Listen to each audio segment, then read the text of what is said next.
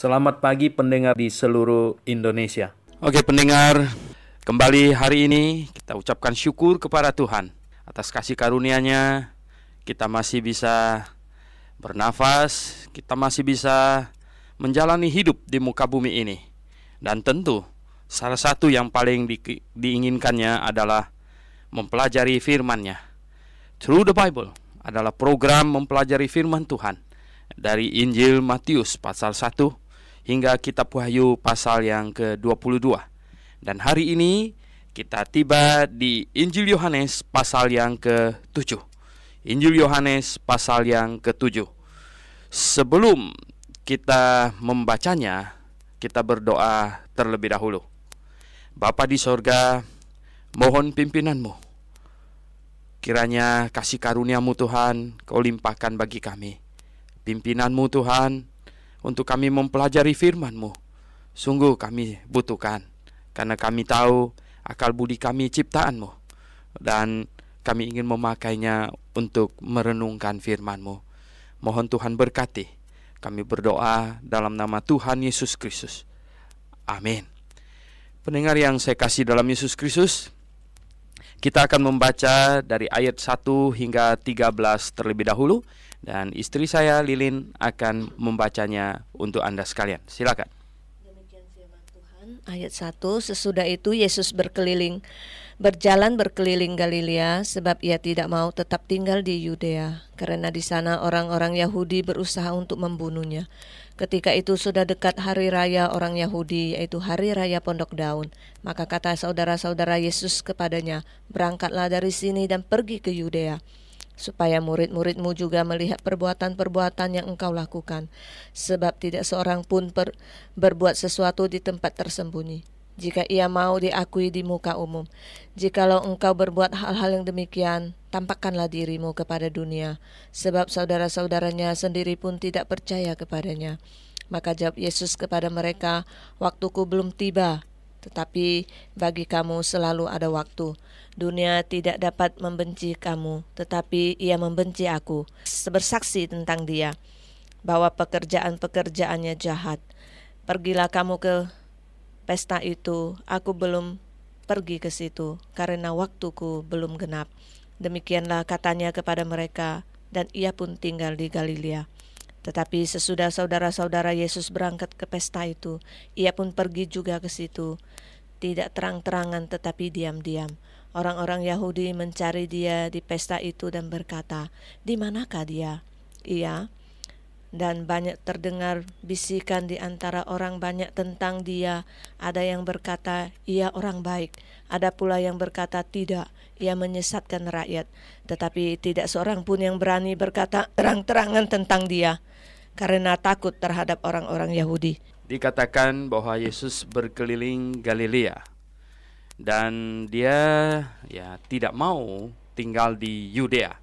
Yudea itu adalah provinsi di mana kota Yerusalem berada, sedangkan Galilea itu di sebelah utara dari Yerusalem. Nah, ketika itu sudah dekat hari raya orang Yahudi, yaitu hari raya Pondok Daun. Dalam bahasa Inggris disebut the Feast of Tabernacle, ya. Jadi hari raya Tabernakel. Dan ini hari raya di mana memperingati mereka pernah tinggal di padang gurun. Jadi masing-masing keluarga mengambil dahan pohon, bikin pondok-pondokan. Jadi pondok-pondokan dari daun dan tinggal di situ. Ya seru juga, jadi agak sukacita gitu ya. Dan sekaligus ini merayakan atau mengucap syukur, thanksgiving ya. Mengucap syukur atas tuayan ya, yang sudah dituai, dan merayakan tuayan itu masuk ke dalam lumbung, disimpan untuk memasuki musim dingin. Ini musim gugur ya. Ini adalah dilaksanakan katanya pada tanggal 15 bulan ke-7 Yahudi. Ya, tanggal 15 bulan ke-7 bulan Yahudi. Itu kalau dibandingkan dengan kalender kita sekarang ini adalah pada minggu kedua Oktober ya. Jadi minggu kedua bulan Oktober. Jadi pendengar yang saya kasih dalam Yesus Kristus ya, kita lihat ya, ini adalah hari di mana salah satu dari 3 hari orang Yahudi laki-laki di atas umur 12 tahun harus merayakannya di sana, ya. Harus merayakan dan pergi ke Yerusalem untuk Thanksgiving, mengucap syukur kepada Tuhan. Dan kita lihat di sini sebenarnya di dalam Alkitab Perjanjian Lama ada 3 hari yang Tuhan perintahkan untuk diperingati oleh orang Yahudi amat sangat, yaitu hari Paskah, ya, kemudian hari Pentakosta, dan yang ketiga hari Pondok Daun ini. Hari Paskah sudah digenapi, yaitu domba disembelih, Tuhan Yesus sudah datang, ya, dan telah dibunuh, ya.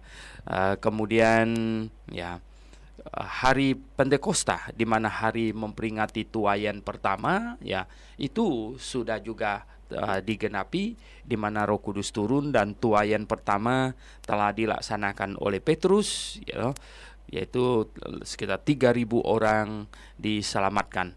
Dan hari Pondok Daun ini sangat mungkin, ya, sangat mungkin ini adalah hari Tuhan Yesus datang, yaitu hari di mana tuaian masuk lumbung, ya, sangat mungkin, ya. Nah, itu adalah minggu kedua bulan Oktober. Jadi pendengar yang saya kasih dalam Yesus Kristus. Nah, di sini dikatakan, ya, Tuhan Yesus ini saudara-saudaranya, adik-adik kandungnya ini berkata kepadanya, ya, wah, berangkatlah dari sini dan pergi ke Yudea supaya murid-muridmu juga melihat, ya, perbuatan-perbuatan yang engkau lakukan, ya. Karena dia sudah merubah air menjadi anggur, jadi sudah ada orang yang disembuhkan, tetapi belum terang-terangan. Artinya hanya karena sangat mendesak dia melakukan itu. Seperti merubah air menjadi anggur, itu adalah karena, ya, keadaannya mendesak. Keluarga itu membutuhkan pertolongan, dan menyembuhkan orang sakit juga demikian.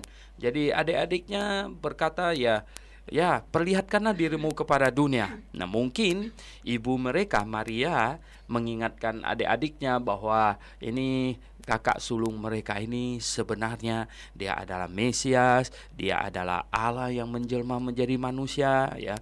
Katanya ini sangat penting sekali di sini di ayat yang kelima, sebab saudara-saudaranya sendiri pun tidak percaya kepadanya.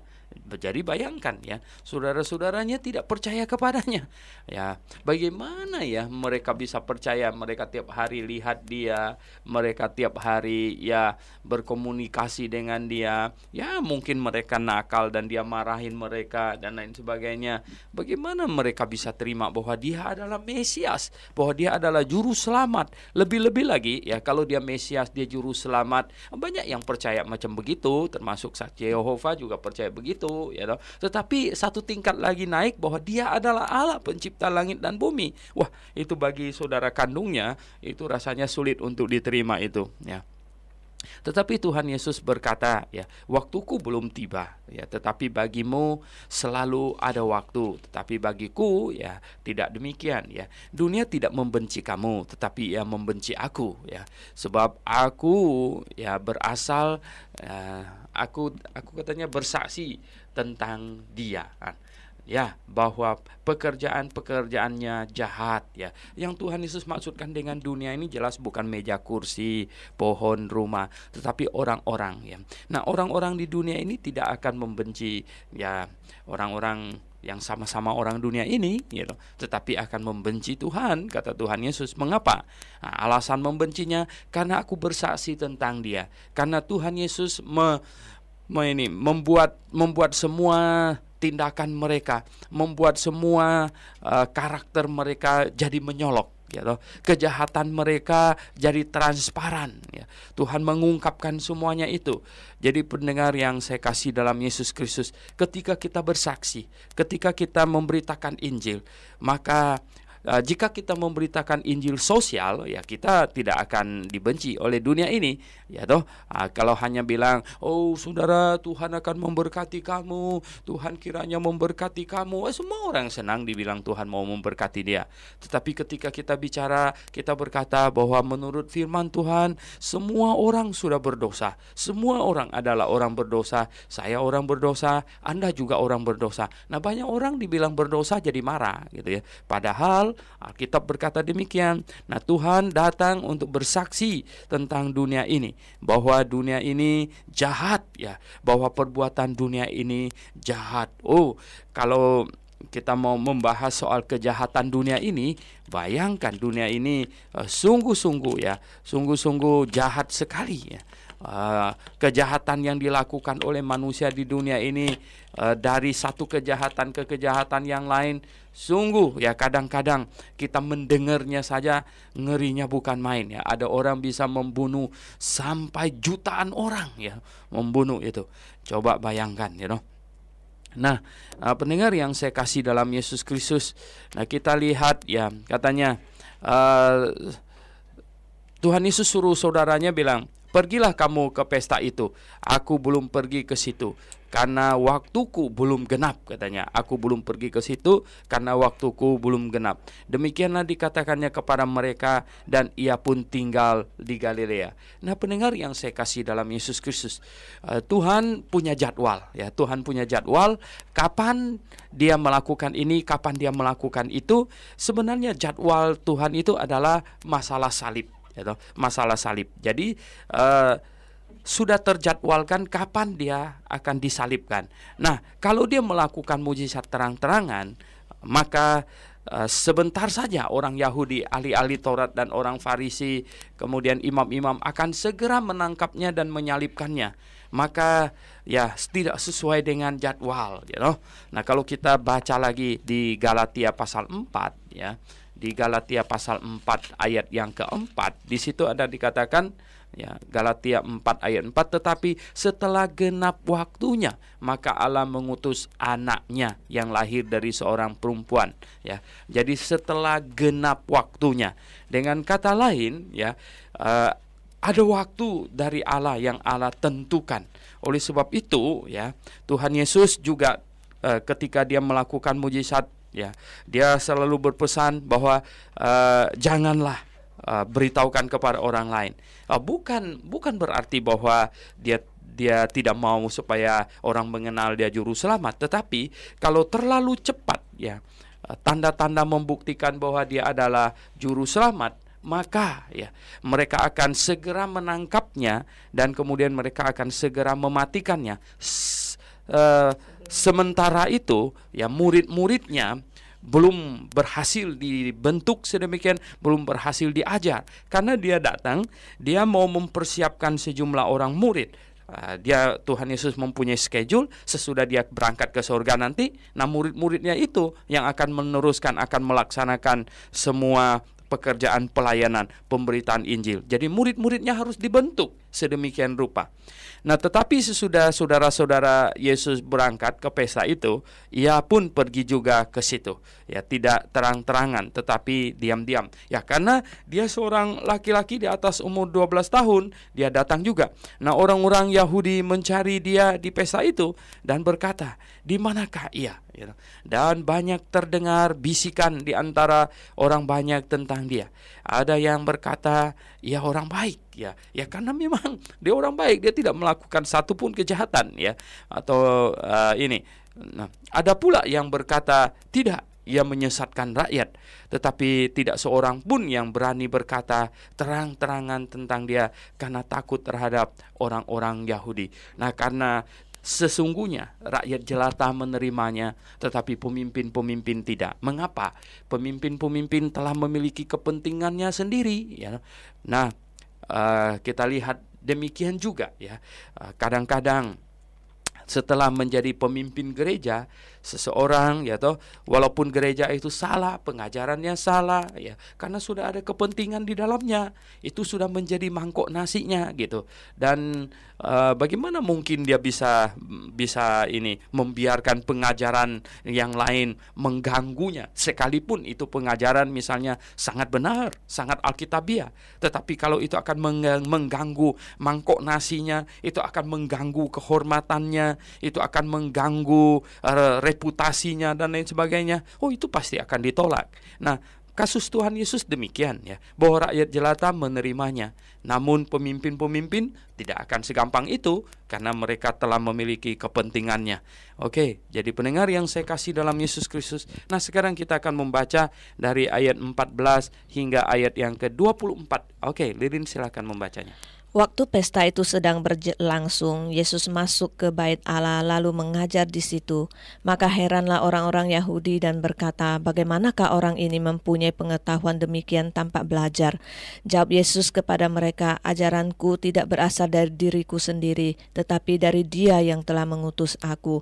Barang siapa mau melakukan kehendaknya, ia akan tahu entah ajaranku ini berasal dari Allah, entah aku berkata-kata dari diriku sendiri. Barang siapa berkata-kata dari dirinya sendiri, ia mencari hormat bagi dirinya sendiri. Tetapi barang siapa mencari hormat bagi Dia yang mengutusnya, ia benar dan tidak ada ketidakbenaran padanya. Bukankah Musa yang telah memberikan hukum Taurat kepadamu? Namun tidak seorang pun di antara kamu yang melakukan hukum Taurat itu. Mengapa kamu berusaha membunuh aku? Orang banyak itu menjawab, engkau kerasukan setan. Siapakah yang berusaha membunuh engkau? Jawab Yesus kepada mereka, hanya satu perbuatan yang kulakukan, dan kamu semua telah heran. Jadi Musa menetapkan supaya kamu bersunat. Sebenarnya sunat itu tidak berasal dari Musa, tetapi dari nenek moyang kita. Dan kamu menyunat orang pada hari Sabat. Jikalau seorang menerima sunat pada hari Sabat, supaya jangan melanggar hukum Taurat Musa, mengapa kamu marah kepadaku karena aku menyembuhkan seluruh tubuh orang manusia pada hari Sabat? Janganlah menghakimi menurut apa yang nampak, tetapi hakimilah yang adil. Hakimilah dengan adil. Oke. Pendengar yang saya kasih dalam Yesus Kristus. Ya, akhirnya katanya Tuhan Yesus muncul juga, ya. Memang waktu pesta itu sedang berlangsung, katanya Yesus masuk ke bait Allah, ya, lalu mengajar di situ, ya. Maka heranlah orang-orang Yahudi dan berkata, bagaimanakah orang ini mempunyai pengetahuan demikian tanpa belajar, ya? Karena pengajarannya sungguh luar biasa. Pengajaran luar biasa itu karena apa? Logikanya, ya, logika. Nah, pendengar yang saya kasih dalam Yesus Kristus, Allah pencipta langit dan bumi yang membuat manusia dengan akal budi.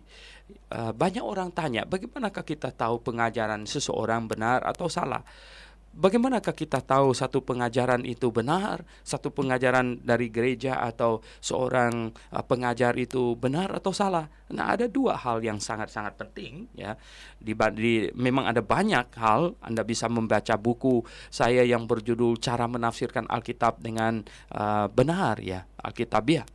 Nah, yaitu ada dua. Yang pertama, itu harus ada dasar Alkitabnya, dan tidak boleh ada ayat Alkitab yang menentang itu. Satu pun ayat tidak boleh, karena semua ayat-ayat Alkitab itu bekerja secara harmonis, ya. Tidak ada yang boleh kontradiksi. Jadi harus ada dasar ayat Alkitabnya. Kemudian yang kedua adalah masuk akal, gitu. Masuk akal. Nah, jadi dua ini. Allah memberikan kita dua alat, yaitu Alkitab, firman tertulisnya, dan kemudian akal budi yang Dia berikan kepada kita. Nah, dua ini klop ini, ya. Akal budi dibuat oleh Tuhan, dan firman Tuhan, Alkitab, ditulis oleh Tuhan. Jadi ini harmonis sekali. Kalau terjadi kontradiksi, maka ada yang tidak beres. Kita perlu pikirkan ulang lagi. Kita perlu renungkan lagi. Bagian mana yang tidak beres? Mengapa bisa bertentangan? Mengapa bisa bertentangan dengan akal sehat? Jadi pendengar yang saya kasih dalam Yesus Kristus. Nah, kita lihat, ya, semua pengajaran sesat di muka bumi ini biasanya terjebak hanya memperhatikan sebagian ayat dan mengabaikan ayat yang lain. Dan semua pengajaran sesat di muka bumi ini ada bagian-bagiannya yang tidak logis, ya, yang tidak masuk akal. Jadi pendengar yang saya kasih dalam Yesus Kristus, Tuhan Yesus berkata, pengajaranku ya bukanlah dari diriku sendiri, tetapi dari Dia yang mengutus aku, katanya. Maksudnya adalah Bapa yang di sorga, ya. Barang siapa mau melakukan kehendaknya, ia akan tahu entah ajaranku ini berasal dari Allah, entah aku berkata-kata dari diriku sendiri. Jadi pendengar yang saya kasih dalam Yesus Kristus, maksud Tuhan Yesus Kristus adalah barang siapa yang mengasihi Tuhan, barang siapa yang mencintai kebenaran, dia sesungguhnya dapat membedakan satu pengajaran itu benar atau salah. Nah pendengar yang saya kasih dalam Yesus Kristus, setelah sekian hari, sekian lama Anda mendengarkan acara Through the Bible ini, ya toh, adakah Anda mendapatkan pengajaran yang saya sampaikan kepada Anda tidak alkitabiah? Adakah Anda dapatkan apa yang saya sampaikan kepada Anda tidak masuk akal? Pendengar yang saya kasih dalam Yesus Kristus, mari kita menyelidiki bersama-sama. Nah barang siapa berkata-kata dari dirinya sendiri, ia mencari hormat bagi dirinya sendiri. Tetapi barang siapa mencari hormat bagi Dia yang mengutusnya, ia benar dan tidak ada ketidakbenaran padanya. Jadi kita harus mencari kehormatan bukan untuk diri kita sendiri, tetapi untuk Dia yang mengutus kita. Jadi pendengar yang saya kasih dalam Yesus Kristus, siapakah yang mengutus Anda? Siapakah yang memanggil Anda untuk mengajar? Saya dipanggil oleh Tuhan untuk mengajar. Jadi saya mencari kemuliaan Tuhan, mencari hormat bagi Tuhan, bukan bagi diri sendiri. Nah Tuhan Yesus berkata, bukankah Musa yang telah memberikan hukum Taurat kepadamu, namun tidak seorang pun di antara kamu yang melakukan hukum Taurat itu? Ya, betul, ya toh. Mengapa kamu berusaha membunuh aku? Karena Tuhan Yesus menyembuhkan orang pada hari Sabat. Mereka marah, mereka bilang dia sengaja melanggar hukum Taurat, yaitu melakukan sesuatu pekerjaan di hari Sabat. Nah, padahal kata Tuhan Yesus, ini orang banyak itu menjawab dia, engkau kerasukan setan. Siapakah yang berusaha membunuh engkau? Mereka lupa ya bahwa iblis telah bercokol di dalam hati mereka, bahwa mereka telah menuduh dia bersalah. Padahal mereka sendiri yang bersalah menafsirkan Alkitab, dan mereka tidak memahami seluruh ayat Alkitab Perjanjian Lama yang menyatakan bahwa Mesias datang akan menggenapkan isi kitab Perjanjian Lama, dan ibadah simbolik Perjanjian Lama itu selesai ketika yang disimbolkan tiba, yaitu Sang Hakikat, Juru Selamat itu sendiri. Nah pendengar yang saya kasih dalam Yesus Kristus, jawab Yesus kepada mereka, hanya satu perbuatan yang kulakukan dan kamu semua telah heran. Yaitu apa? Dia menyembuhkan orang pada hari Sabat. Jadi Musa menetapkan supaya kamu bersunat. Sebenarnya sunat itu tidak berasal dari Musa, tetapi dari nenek moyang kita. Maksud Tuhan Yesus itu apa? Dari Abraham sudah, sejak Abraham sudah sunat. Itu kira-kira 400-an tahun lebih sebelum Musa itu sunat sudah dilakukan. Dan kamu menyunat orang pada hari Sabat, katanya. Kamu menyunat orang pada hari Sabat. Nah pendengar yang saya kasih dalam Yesus Kristus, jadi kalian melakukan hal yang kontradiksi. Kalian melakukan hal-hal yang ya satu dengan yang lain saling bertentangan. Jadi pendengar yang saya kasih dalam Yesus Kristus, begitulah tanda-tanda satu pengajaran yang tidak alkitabiah, saling bertentangan satu dengan yang lain. Nah, jikalau seorang menerima sunat pada hari Sabat, ya, supaya jangan melanggar hukum Musa, katanya. Jadi disunat pada hari Sabat supaya jangan melanggar hukum Musa, padahal diperintahkan hari Sabat tidak boleh melakukan pekerjaan. Nah, itu konyol sekali. Sementara Tuhan Yesus, dia bilang, menyembuhkan seseorang seluruh tubuhnya, malah disalahkan oleh mereka. Oh, pendengar yang saya kasih dalam Yesus Kristus, lihatlah, Tuhan Yesus mengajak mereka berpikir, Tuhan Yesus mengajak mereka bernalar. Jadi begini, ya, tidak ada ya pengajaran yang benar, yang alkitabiah, yang bertentangan dengan nalar kita. Oleh sebab itu Tuhan Yesus Kristus selalu mengajak pendengar-pendengarnya untuk bernalar, ya, untuk ya berpikir, lihat, ya toh. Nah, kalian kontradiksi enggak satu dengan yang lain? Jadi pendengar yang saya kasih dalam Yesus Kristus, nah Akhirnya Tuhan Yesus berkata kepada mereka, janganlah menghakimi menurut apa yang nampak, tetapi hakimilah dengan adil. Oh, Tuhan suruh mereka menghakimi enggak? Oh ya, boleh menghakimi enggak? Oh boleh. Cuman jangan menghakimi menurut apa yang nampak.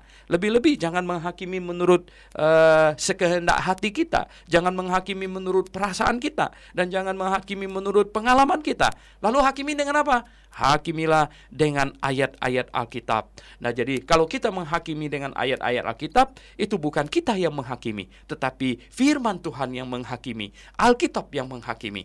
Oleh sebab itu pendengar yang saya kasih dalam Yesus Kristus, mari kita menghakimi. Ya, tetapi jangan berpatokan pada perasaan kita, pengalaman kita, tetapi mari kita menghakimi memakai ayat-ayat Alkitab. Itu yang benar, itu yang Tuhan mau. Oke pendengar yang saya kasih dalam Yesus Kristus, kita teruskan lagi pembahasan kita. Nah sekarang Lilin akan membaca ayat 25 hingga ayat yang ke-36. Silakan. Beberapa orang Yerusalem berkata, bukankah dia ini yang mereka mau bunuh? Dan lihatlah, ia berbicara dengan leluasa dan mereka tidak mengatakan apa-apa kepadanya. Mungkinkah pemimpin kita benar-benar sudah tahu bahwa ia adalah Kristus? Tetapi tentang orang ini kita tahu bahwa dari mana asalnya. Tetapi bila mana Kristus datang, tidak ada seorang pun yang tahu dari mana asalnya. Waktu Yesus mengajar di bait Allah, ia berseru, memang kamu kenal dan kamu tahu dari mana asalku. Namun aku datang bukan atas kehendakku sendiri, tetapi aku diutus oleh Dia yang benar, yang tidak kamu kenal. Aku kenal Dia, sebab aku datang dari Dia, dan Dialah yang mengutus aku. Mereka berusaha menangkap Dia, tetapi tidak ada seorang pun yang menyentuh Dia, sebab saatnya belum tiba. Tetapi di antara orang banyak itu ada banyak yang percaya kepadanya, dan mereka berkata, apabila Kristus datang, mungkinkah ia akan mengadakan lebih banyak mujizat daripada yang telah diadakan oleh Dia ini? Orang-orang Farisi mendengar orang banyak membisikkan hal-hal itu mengenai Dia. Karena itu imam-imam kepala dan orang-orang Farisi menyuruh penjaga-penjaga bait Allah untuk menangkapnya.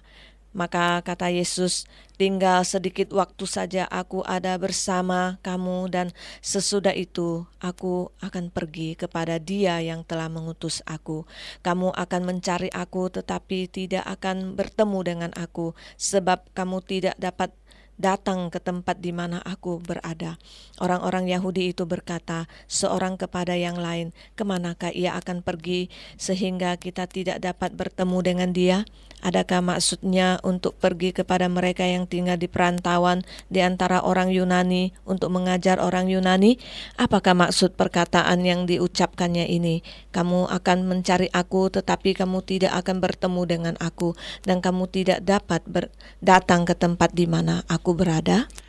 Oke mendengar yang saya kasih dalam Yesus Kristus, lihat ya, mereka tadi berkata pura-pura, siapakah yang akan membunuh kamu? Katanya, ya no.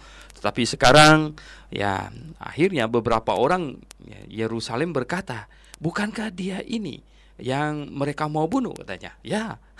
Memang karena sudah ada mungkin gosip-gosip ya, atau sudah ada suara-suara di antara pemimpin-pemimpin untuk membunuh dia.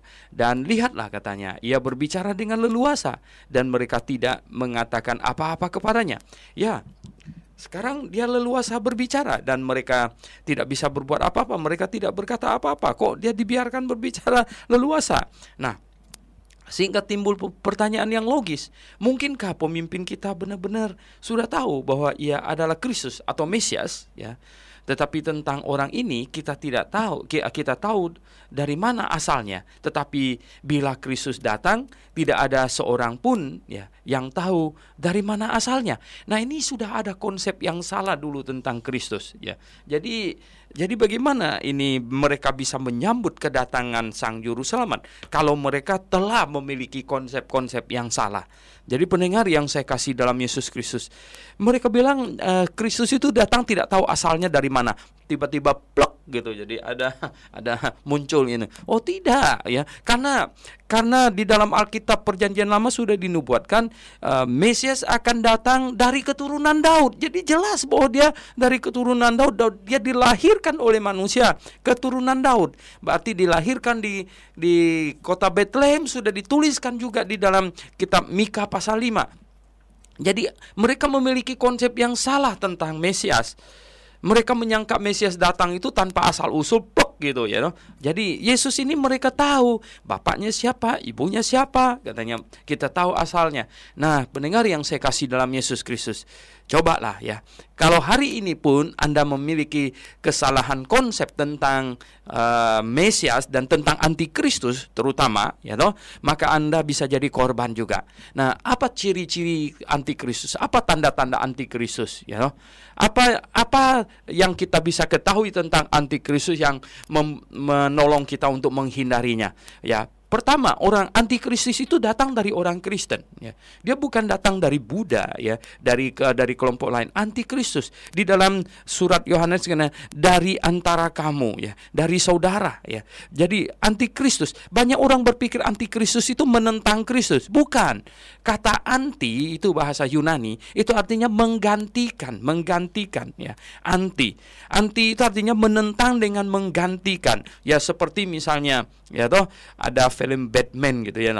Ada Batman asli, kemudian Batman palsu datang menentang Batman asli dengan berpakaian Batman, tetapi dia yang palsu. Dia pergi merampok orang, dan biar orang tahu biar orang menyangka bahwa Batman asli merampok orang. Itu jadi menentang dengan cara menggantikan. Itu antikristus, ya toh. Jadi pendengar yang saya kasih dalam Yesus Kristus, nah antikristus akan datang dengan mengajarkan kebenaran kah? Oh tidak. Dan apa tanda-tanda yang dilakukan oleh antikristus? Dia akan melakukan mujizat. Jadi pendengar yang saya kasih dalam Yesus Kristus, jadi kalau kita salah konsep tentang antikristus, maka kita akan menjadi korbannya. Ya, jadi antikristus akan datang dengan melakukan mujizat. Dengar baik-baik, antikristus datang melakukan mujizat, dan mujizat yang dahsyat. Oleh sebab itu sebelum antikristus datang, dia akan mengutus nabi-nabinya, pendahulu-pendahulunya, pelayan-pelayannya yang giat melakukan mujizat untuk membuka jalan bagi kedatangan antikristus.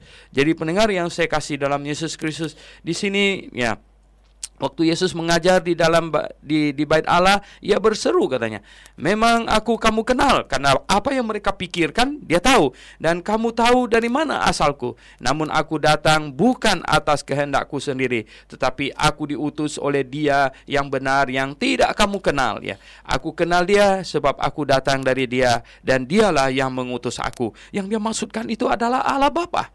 Oh pendengar yang saya kasih dalam Yesus Kristus, nah salah sekali orang yang mengajarkan bahwa Allah itu hanya satu pribadi, Unitarian itu ya, itu Nestorian ya, yang Kristen yang ada di sekitar daerah Jazirah Arabia pada abad yang ke-5 dan ke-6, itu Nestorian ya, dan mengajarkan Allah hanya satu pribadi. Jelas-jelas di sini Tuhan Yesus berbicara tentang dirinya sendiri, dan juga ada Allah Bapa yang mengutusnya.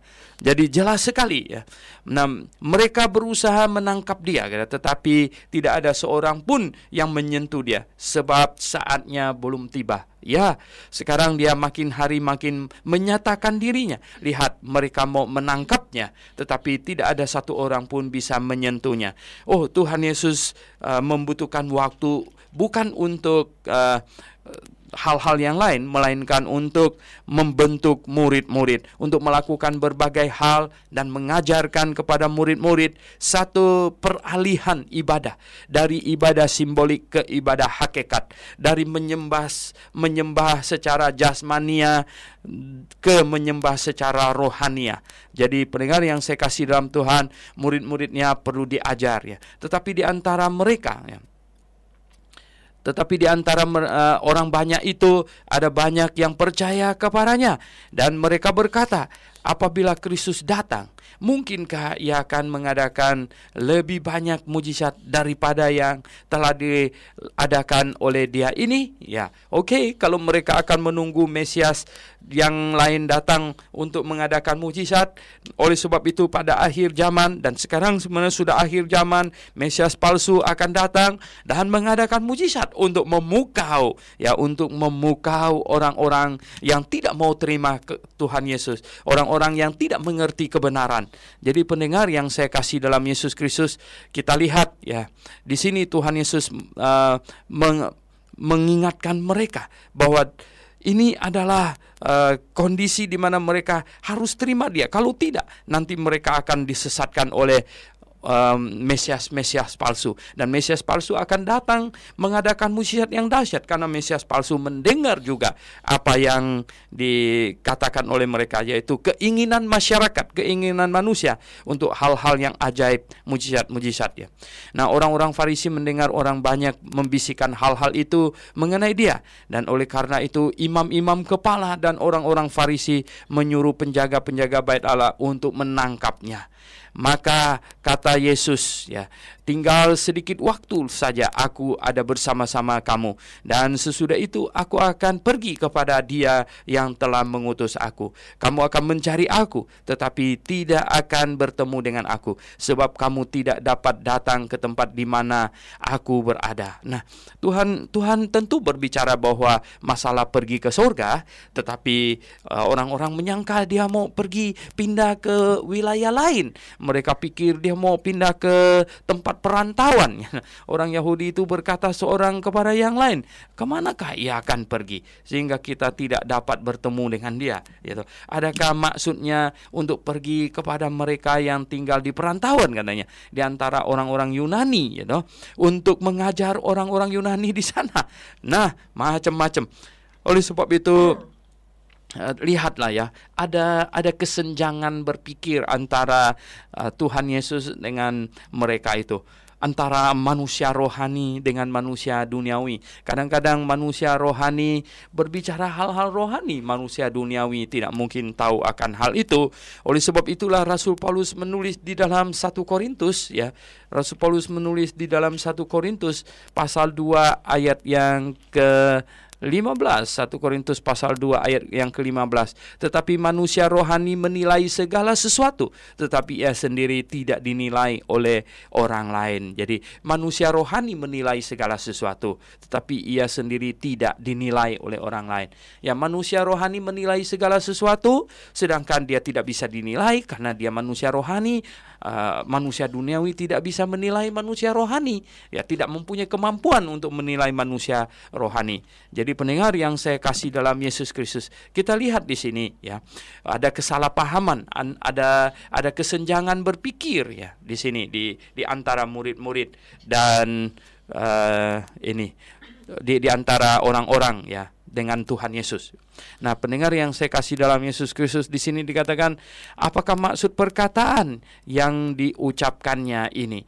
Kamu akan mencari aku, tetapi kamu tidak akan bertemu dengan aku, dan kamu tidak dapat, ya, datang ke tempat di mana aku berada, ya. Tuhan Yesus berbicara tentang hal-hal surgawi, mereka berpikir tentang hal-hal duniawi sehingga tidak ketemu. Jadi pendengar yang saya kasih dalam Yesus Kristus, ya, mereka perlu diajar lebih banyak lagi. Mereka perlu mendapat penerangan. Itu tentu pertama-tama pikiran mereka harus mencari kebenaran. Mereka harus mengarahkan pikiran mereka untuk kebenaran. Mereka tidak boleh membiarkan emosi mereka mengendalikan mereka. Terutama mereka tidak boleh membiarkan kejahatan hati mereka, ya, mengendalikan mereka.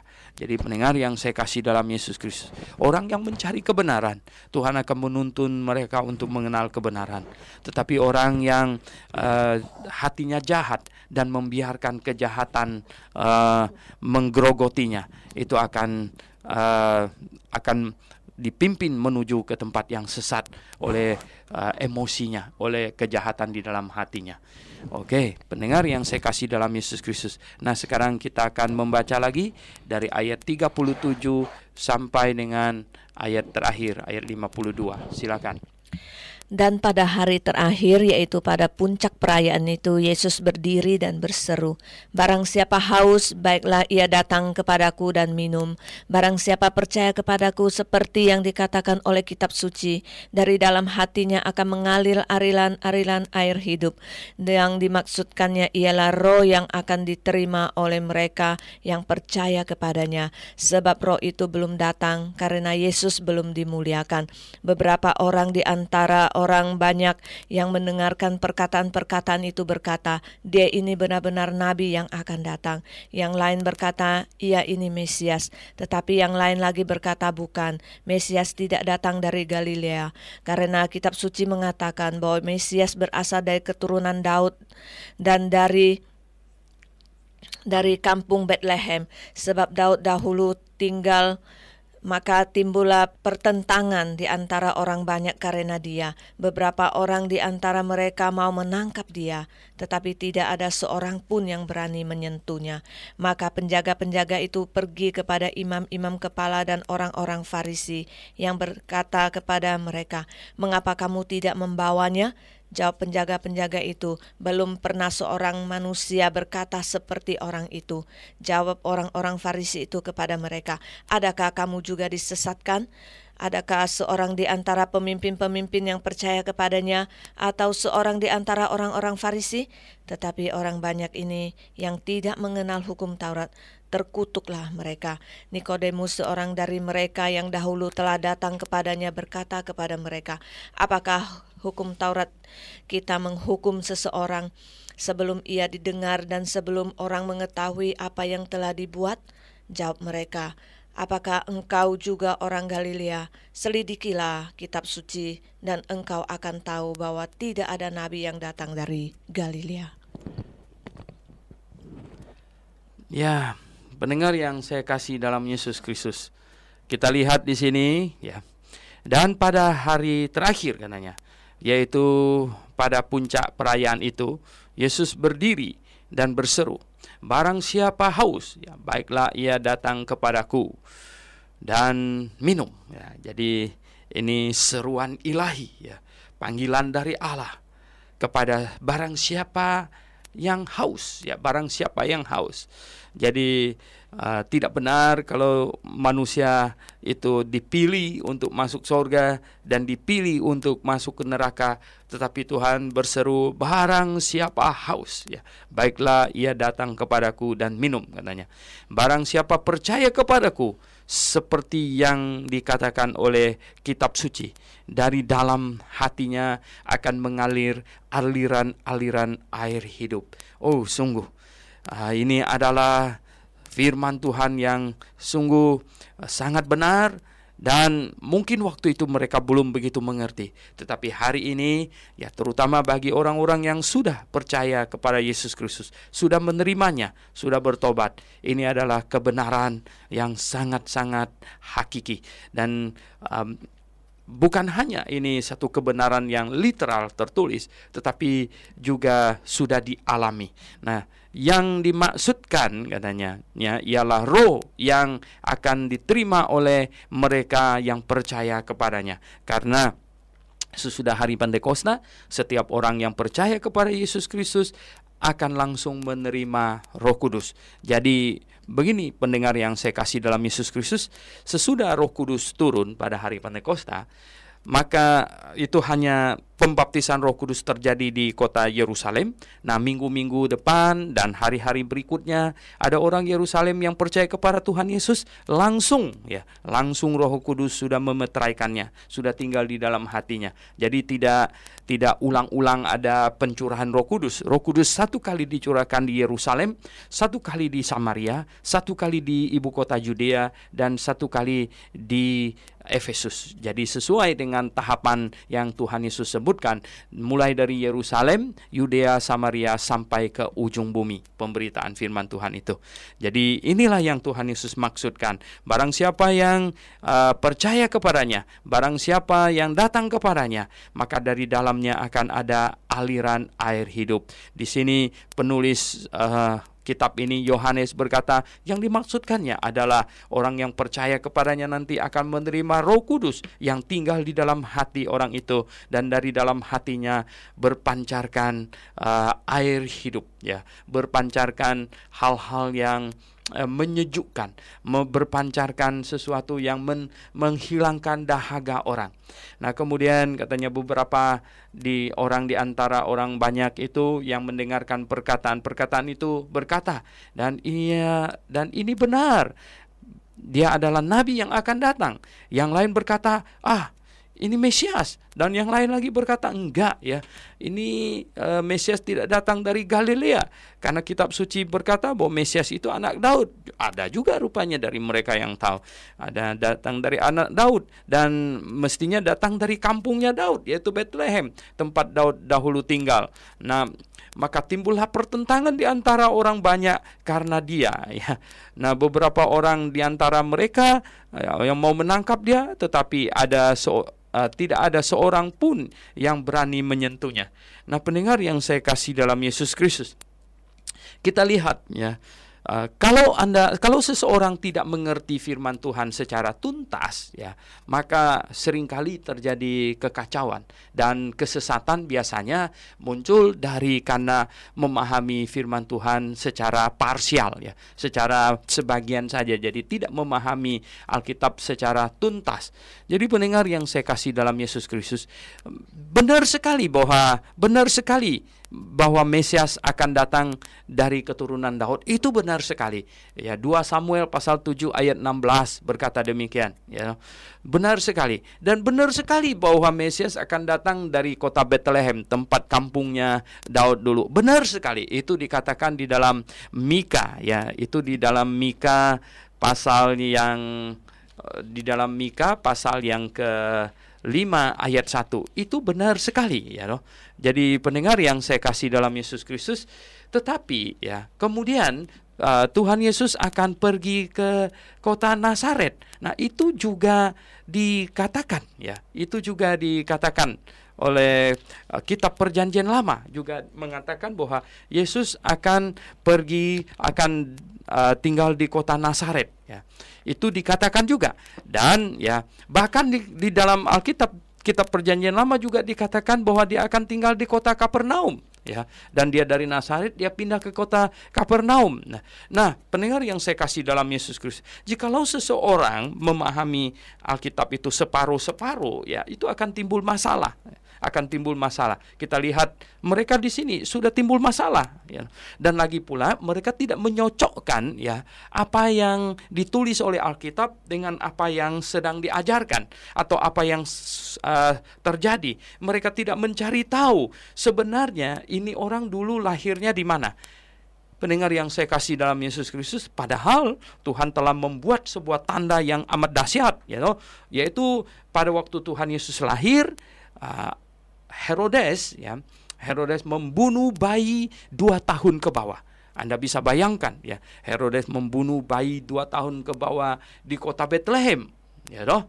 Dan orang Majus pernah datang, begitu ramai, rombongan besar orang Majus sampai di Yerusalem dan pergi ke Bethlehem untuk menyembah. Kemudian sesudah itu langsung Herodes membunuh bayi 2 tahun ke bawah. Ini adalah sebuah monumen waktu, ya. Ini adalah sebuah tanda di mana Tuhan taruh sebuah peristiwa yang seharusnya tidak pernah dilupakan oleh orang Bethlehem, ya toh, selama-lamanya. Karena itu belum lama, itu baru terjadi sekitar 30-an tahun yang lalu. Dan mereka mesti ingat sebenarnya sekali mereka lihat Yusuf dan Maria, ini Yesus anak Yusuf dan Maria, dan orang Bethlehem seharusnya langsung bisa ingat bahwa, oh ya, dulu dia pernah melahirkan bayi di sebuah kandang di mana bayinya ditaruh di palungan, dan gara-gara bayinya itulah maka Herodes membunuh bayi-bayi semua yang ada di kota Bethlehem. Dan seharusnya ini menjadi satu peringatan yang sangat dahsyat, dan mereka bisa menyocokkan umur Tuhan Yesus dengan peristiwa itu, dan mereka seharusnya bisa tahu bahwa dialah yang dulu dilahirkan di Bethlehem, dialah yang ditaruh di palungan itu. Seharusnya mereka tahu. Oleh sebab itu, pendengar yang saya kasih dalam Yesus Kristus, ya, kita lihat bahwa jikalau orang mencari kebenaran, jikalau orang haus akan kebenaran, maka dia akan mendapatkannya. Tetapi jikalau tidak, maka makin hari akan makin disesatkan. Dan jikalau seseorang mengikuti keinginan hatinya, kejahatan hatinya, kata Tuhan kepada Kain bahwa mengapakah mukamu muram dan hatimu panas? Ya, lihat, ya toh, iblis sudah mengintip, dia sudah mau mengajak kamu kompromi, sudah mau ajak kamu masuk ke dalam kelompoknya. Jadi pendengar yang saya kasih dalam Yesus Kristus, apapun juga yang Anda hadapi, apapun juga yang Anda dengar, terutama jikalau pengajaran itu sesungguhnya benar, namun dia mengganggu engkau, mengganggu kehormatanmu dan lain sebagainya, ya, Anda jangan cepat-cepat marah. Kalau Anda marah, itu ya, iblis sedang mengintip dan dia mencari teman, dia ingin merekrut orang, dan jangan sampai Anda menjadi orang yang direkrutnya. Oke, pendengar yang saya kasih dalam Yesus Kristus, dari ayat 45 sampai 53, akhirnya terjadi ayat 52, ya, 43 sampai 52, 45 sampai 52, di mana terjadilah sekarang ini perundingan. Katanya penjaga-penjaga itu, ya, pergi kepada imam-imam kepala dan orang-orang Farisi yang berkata kepada mereka, mengapa kamu tidak membawanya? Ya, orang Farisi, imam tanya kepada penjaga, mengapa kamu tidak membawanya? Sudah disuruh tangkap kok, jadi diam begitu, ya. Nah, sebab kata penjaga itu, belum pernah seorang manusia berkata seperti orang itu. Waduh, ya toh, ini imam-imam dan orang Farisi mungkin tambah geram lagi, dongkol, ya toh. Jawab orang-orang Farisi itu kepada mereka, adakah kamu juga disesatkan? Ya, waduh, rupanya kamu sudah terpengaruh pengajarannya. Ya, nah, pendengar yang saya kasih dalam Yesus Kristus, lihatlah, ya, mereka tidak dengar, ya, mereka tidak dengar. Pendengar yang saya kasih dalam Yesus Kristus, seringkali saya mengadakan seminar, ya. Sudah lebih dari 50 kali saya menyelenggarakan seminar, ya, seminar tentang doktrin yang benar, yang alkitabiah, di mana dalam setahun lebih dari 10 kali kami menyelenggarakan seminar tentang keselamatan, tentang Alkitab, dan tentang gereja.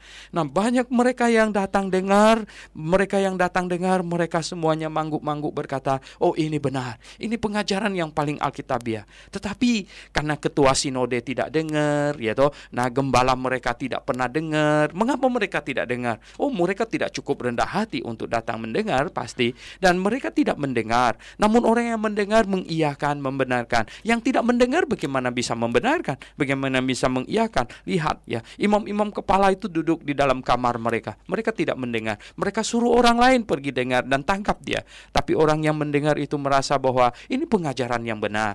Malah mereka marah. Mereka bilang, adakah kamu juga sudah disesatkan? Adakah seorang di antara pemimpin-pemimpin yang percaya kepadanya? Seseorang di antara orang-orang Farisi? Mereka tanya. Nikodemus yang pernah datang malam-malam itu malah sedikit membela dan dengan berkata bahwa adakah hukum Taurat kita menghukum seorang sebelum ia didengar dan sebelum orang mengetahui apa yang telah dibuatnya? Masuk akal sekali yang dikatakan oleh Nikodemus ini, ya. Nikodemus ini orang baik, ya. Orang yang baik hati, ya.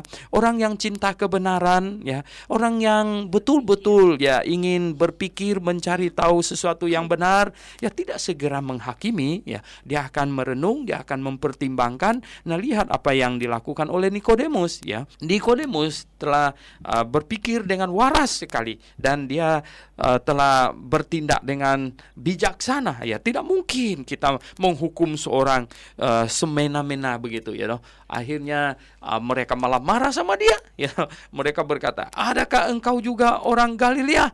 Rupanya ini pakai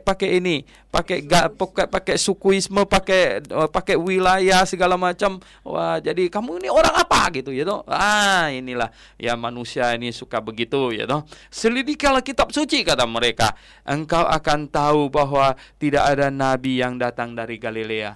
Oh, pendengar yang saya kasih dalam Yesus Kristus, mereka tidak menyelidiki dengan sungguh-sungguh hati, Sekali lagi saya katakan tadi bahwa Tuhan menaruh satu peristiwa yang sangat dahsyat untuk menandai Tuhan Yesus lahir, yaitu pembunuhan bayi di kota Bethlehem. Dan itu seharusnya sebuah peristiwa yang tidak pernah dilupakan orang Bethlehem dan juga orang Yerusalem yang dekat sekali dengan Bethlehem tempatnya itu. Mereka seharusnya mengingat-ingat, Yesus ini umur berapa, dan Yesus ini anak siapa, anak Yusuf dan Maria. Nah, bukankah dulu dia pernah melahirkan seorang bayi pada waktu masa ada sensus dulu, dan sesudah itu tidak lama kemudian Herodes membunuh semua bayi di kota Bethlehem. Seharusnya mereka mencari tahu semua itu. Oke, pendengar yang saya kasih dalam Yesus Kristus, tetapi itu hanya akan dilakukan oleh orang yang cinta kebenaran. Dan andai kata tahu pun, mereka belum tentu mau menerima. Karena apa? Karena jikalau kebenaran itu ternyata menyakitkan, tetapi jikalau kebenaran itu ternyata membawa keadaan lebih buruk bagi mereka, maka mereka mungkin tidak akan menerima itu. Mereka akan menolak. Pendengar yang saya kasih dalam Yesus Kristus, sepatu yang baru seringkali melecetkan kaki, Kebenaran yang sebenar-benarnya kadang-kadang memang bisa menyakitkan kita.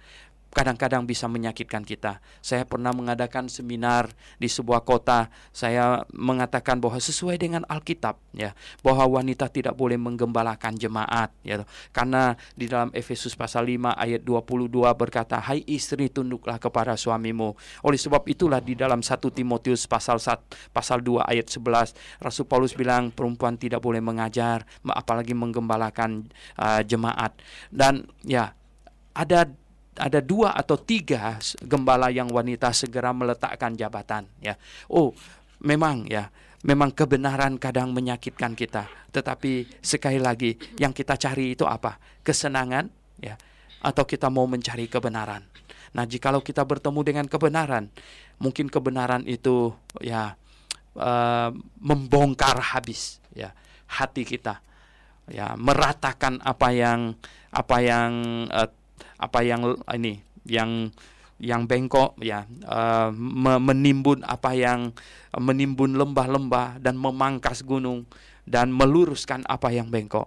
Dan mungkin kadang kita akan merasa sakit. Namun disitulah terlihat apakah kita cinta kebenaran atau sebenarnya kita mencari kesenangan diri kita sendiri. Oke, mari pendengar yang saya kasih dalam Tuhan, kita berdoa. Bapa di sorga, pimpinlah kami supaya kami makin hari makin memahami kebenaran. Tolonglah kami Tuhan, jikalau kebenaran yang disampaikan, kebenaran yang kami dengar, sungguh dia mendatangkan sakit di dalam hati kami. Dan Tuhan, tolonglah pimpin kami agar kami lebih cinta kebenaran daripada kesenangan diri kami. Kepadamu Tuhan kami serahkan hidup kami. Dalam nama Tuhan Yesus kami berdoa. Amin.